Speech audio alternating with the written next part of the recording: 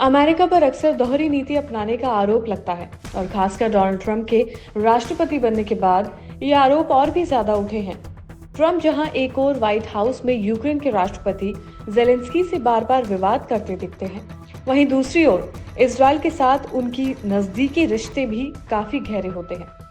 दोनों देशों के प्रति ट्रंप की ओर अमेरिका की नीति में साफ अंतर दिखाई देता है और यही अंतर उनकी विदेश नीति को लेकर आलोचनाओं का कारण बनता है। ट्रंप के नेतृत्व में अमेरिका ने इजरायल को सैन्य सहायता देने के लिए कई बड़े कदम उठाए, खासकर जब इजरायल और हमास के बीच युद्ध चल रहा था। ट्रंप ने इजरायल को समर्थन देने के लिए कई फैसले किए, जिनमें सैन्य सहायता और हथियारों की बिक्री भी शामिल थी। हालांकि वहीं दूसरी ओर उन्होंने यूक्रेन के साथ एक अलग तरह की रणनीति अपनाई। यूक्रेन को सुरक्षा गारंटी देने के बदले ट्रंप ने कुछ लेन देन की रणनीति अपनाई, जिसके परिणाम अमेरिका और यूक्रेन के रिश्ते भी थोड़े खटास की तरफ दिखते हुए नजर आए। ट्रंप का इजरायल और यूक्रेन के प्रति व्यवहार अलग अलग रहा और ये अंतर उनके नीति दृष्टिकोण में साफ दिखाई दिया। व्हाइट हाउस में इजरायल के प्रधानमंत्री बेंजामिन नेतन्याहू और यूक्रेन के राष्ट्रपति जेलेंस्की के साथ ट्रंप का व्यवहार स्पष्ट रूप से अलग था। नेतन्याहू ट्रंप के दूसरे कार्यकाल में व्हाइट हाउस में सबसे पहले मिलने वाले विदेशी नेता थे। उनकी यात्रा के दौरान दोनों नेताओं के बीच गहरी दोस्ती दिखाई दी। ट्रंप ने अमेरिका इजरायल संबंधों को अटूट बताया और नेतन्याहू ने उन्हें व्हाइट हाउस में इजरायल का सबसे बड़ा दोस्त कहा। इसके अलावा ट्रंप ने गाजा को कब्जाने और उसे मिडिल ईस्ट का एक प्रमुख पर्यटन स्थल बनाने की योजना भी बनाई। इसके लिए उन्होंने एक वीडियो भी शेयर किया, जिसमें गाजा के समुद्र तट पर ऊंची ऊंची बिल्डिंग्स, डांसर्स और कई आकर्षक दृश्य दिखाई दिए।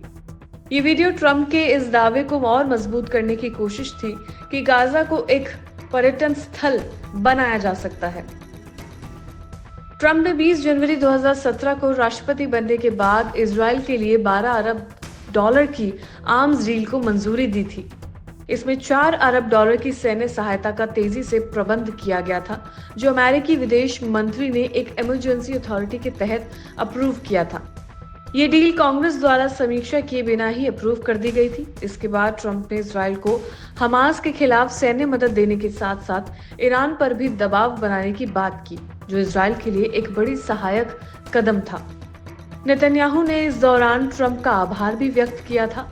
उन्होंने कहा था कि ट्रंप ने न सिर्फ इजरायल के साथ मजबूत समर्थन दिखाया, बल्कि उन्होंने इजरायल के बंधकों को रिहा करने के लिए भी दबाव डाला। नेतन्याहू ने कहा, ट्रंप ने इजरायल का पूरा समर्थन किया और हमें यकीन है कि अमेरिका और राष्ट्रपति ट्रंप हमेशा हमारे साथ हैं। ये बयान अमेरिका और इजरायल के बीच मजबूत रिश्तों को दर्शाता था, जिसमें ट्रंप की नीतियां प्रमुख थीं। वहीं दूसरी ओर ट्रंप की यूक्रेन के प्रति नीति में काफी अंतर दिखाई देता है, जबकि इजरायल के साथ उनके रिश्ते काफी मजबूत और दोस्ताना थे। वहीं यूक्रेन के साथ उनके रिश्ते तनावपूर्ण रहे। ट्रंप का यूक्रेन के राष्ट्रपति जेलेंस्की के प्रति रवैया कड़ा नजर आया। एक और जहां नेतन्याहू ने ट्रंप को इजरायल का सबसे बड़ा दोस्त कहा और उनके साथ एक वीडियो संदेश में 3 बार धन्यवाद भी कहा, वहीं व्हाइट हाउस में ट्रंप के उपाध्यक्ष जेडी वेंस ने जेलेंस्की पर कई आरोप लगाए। वेंस ने जेलेंस्की से सवाल किया था कि क्या उन्होंने कभी अमेरिका का धन्यवाद किया है। इस सवाल का जवाब देते हुए जेलेंस्की ने गुस्से में कहा कि कई बार किया, लेकिन इसके बाद भी वेंस ने उन्हें और ट्रंप ने भी गंभीर आरोप उनके ऊपर लगाए। ओवल ऑफिस में एक बैठक के दौरान ट्रंप और जेलेंस्की के बीच तीखी नोकझोंक हो गई। ट्रंप ने जेलेंस्की से कहा कि आप तीसरे विश्व युद्ध का जुआ खेल रहे हैं और उन्होंने यूक्रेन से ये अपील की है कि वो रूस के साथ समझौता कर युद्ध को खत्म करे। ट्रंप ने यह भी कहा कि युद्ध को खत्म करने के लिए अमेरिका और रूस के बीच बातचीत होनी चाहिए और इस बातचीत से यूक्रेन को बाहर रखना चाहिए। इस दौरान जेलेंस्की ट्रंप के पास एक मिनरल डील पर सिग्नेचर करने के लिए आए थे, लेकिन इस डील में ना तो उन्हें कोई सुरक्षा गारंटी मिली थी और ना ही कोई श्योरिटी मिली। इसके बाद एक लंबी बहस हुई और अंत में जेलेंस्की को व्हाइट हाउस से वापस लौटना पड़ा। ट्रंप के कार्यकाल में अमेरिका और इजरायल के रिश्ते बहुत अच्छे थे, जबकि यूक्रेन के साथ उनके रिश्ते तनावपूर्ण रहे। ट्रंप ने राष्ट्रपति बनने के बाद केवल 1.5 महीने के अंदर ही जेलेंस्की को कॉमेडियन और बिना चुनाव के तानाशाह कहकर उनकी आलोचना की थी। उनका कहना था कि जेलेंस्की ने अमेरिका को अरबों डॉलर खर्च करने के लिए मजबूर किया, जबकि ये युद्ध जीतने की स्थिति में था ही नहीं। ट्रंप ने यूक्रेन से ये भी कहा कि वो रूस के साथ समझौता करके युद्ध को खत्म करे, क्योंकि अमेरिका को इस युद्ध में बिना किसी स्पष्ट लक्ष्य के बहुत पैसे खर्च करने थे। इस पूरी सिचुएशन से ये स्पष्ट होता है कि डोनाल्ड ट्रंप की विदेश नीति में इजराइल के प्रति एक मजबूत समर्थन और यूक्रेन के प्रति एक कठोर और आलोचनात्मक दृष्टिकोण था। उनकी नीतियों ने अमेरिका और इजराइल के रिश्तों को मजबूत किया, जबकि यूक्रेन के साथ उनके संबंधों में हमेशा तनाव रहा। ये अंतर उनकी दोहरी नीति को दर्शाता है, जिसमें इजराइल के प्रति मित्रता और यूक्रेन के प्रति कड़वा रवैया था। ट्रंप की ये नीति आज भी दुनिया भर में चर्चा का विषय बनी हुई है। इसी बीच जो बड़ा मुद्दा है वो ये है कि इजराइल और हमास के बीच जो सीज फायर चल रहा है उसमें आगे क्या देखने को मिलता है।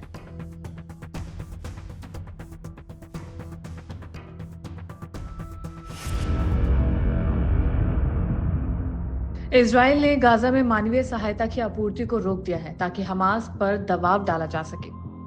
इजराइल चाहता है कि युद्ध विराम समझौते का पहला चरण बढ़ाया जाए, जिसमें बंधकों की रिहाई जारी रहे, लेकिन हमास इसके लिए तैयार नहीं है। उसका कहना है कि पहले हुए समझौते की शर्तों का पालन किया जाए। 19 जनवरी से लागू पहले चरण में 6 हफ्ते तक गाजा में युद्ध विराम और बंधकों और कैदियों की अदला बदली का समझौता हुआ था। इसके बाद दूसरे चरण की बातचीत शुरू होनी थी, जिसमें स्थायी युद्ध विराम पर फैसला लिया जाना था। पहले चरण के समझौते के तहत हमास ने 25 इजरायली नागरिकों को रिहा किया और 8 शव लौटाए, जबकि इजराइल ने 1778 फिलिस्तीनी कैदियों को छोड़ दिया। लेकिन अभी भी हमास के कब्जे में 50 से ज्यादा इजरायली नागरिक हैं, जिनमें से केवल 25 के जिंदा होने की उम्मीद है। अब इजराइल चाहता है कि पहले चरण को बढ़ाया जाए ताकि इन बंधकों को छोड़ा जा सके, इसलिए उसने गाजा में दवाइयां और ईंधन की आपूर्ति को रोक दिया है। हमास ने इस पर प्रतिक्रिया दी और कहा कि इजराइल युद्ध विराम समझौते को तोड़ना चाहता है, इसलिए वो नई शर्तें रखकर गतिरोध पैदा करना चाह रहा है। हमास का आरोप है कि मानवीय सहायता को रोकना युद्ध अपराध है। हालांकि इजराइल ने कहा कि पहले चरण को बढ़ाने के उसके प्रस्ताव को अमेरिका का समर्थन मिला है, लेकिन गाजा में मानवीय सहायता की आपूर्ति रोकने पर अमेरिका ने कोई प्रतिक्रिया नहीं दी है। इस बीच अमेरिका के दबाव पर इजराइल ने रमजान के महीने में गाजा में सीमित युद्ध विराम रखने पर सहमति दी है। इस दौरान जब यूक्रेन युद्ध और यूरोप में युद्ध का खतरा बढ़ रहा था, गाजा में भी विनाश का एक नया दौर शुरू हो गया है। इजराइल ने फिर से बमबारी शुरू कर दी। ये हमले तब शुरू हुए जब हमास ने अमेरिका के प्रस्ताव को मानने से इनकार कर दिया। इसके बाद इजराइल ने सीज फायर तोड़ने का ऐलान किया और गाजा में एक व्यापक हमले की शुरुआत की। इस हमले के दौरान इजराइल ने गाजा के मध्य क्षेत्र में एक इमारत को निशाना बनाया, जिससे वो पूरी तरह से ढह गई। उत्तरी गाजा में बेत हुनून में इजराइल ने ड्रोन से हमला किया, जिसमें कई लोग मारे गए।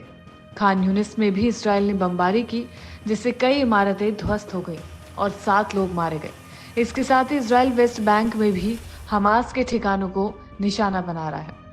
अब सवाल ये है कि इजराइल ने गाजा में सीज फायर क्यों तोड़ा? दरअसल इजराइल युद्ध विराम के पहले चरण को बढ़ाना चाहता था ताकि रमजान तक शांति बनी रहे, लेकिन हमास इसके लिए तैयार नहीं था। हमास का कहना था कि इजराइल पहले चरण के समझौते के बाद दूसरे चरण की बातचीत नहीं कर रहा है, बल्कि सिर्फ सीज फायर को बढ़ाने की कोशिशें कर रहा है।